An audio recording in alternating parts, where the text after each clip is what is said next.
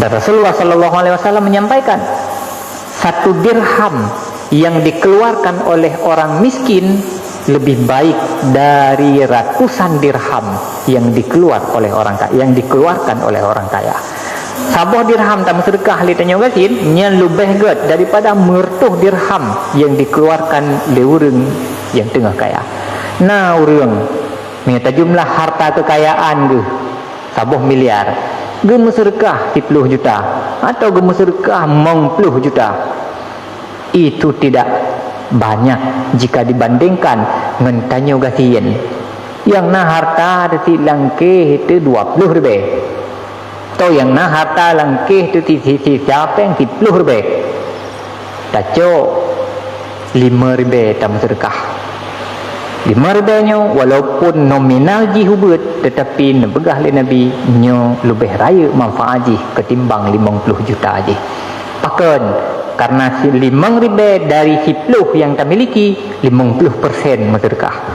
Tetapi 50 juta dari 1 miliar hanya sekian persen.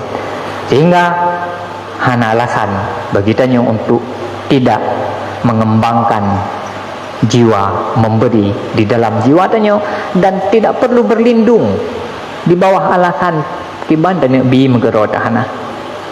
Nya tidak kun kiban dan bi megero tahana sang kembibi hana.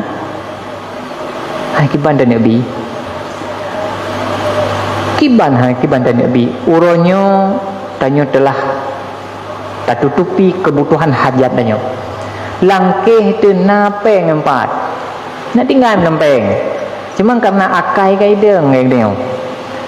Menyuna urang menghajat cara tu samping ya pegah tengah pudih dah ada mi dipakai kli galom lebu ne mi ne jak kulah nang ada jo nyam atau nau dengan lemita berkah nya tidak sud pengen sekam lipat nyen ta uju nominal yang paling cep menyuruh minta terkah tak grok-grok sangat tak nai masuk ting-ting menyuhana leke maah no nyamban karakter nyamban akai nyen kan hanapeng kan gatiin nyen hawa kegatiin galak kegatiin.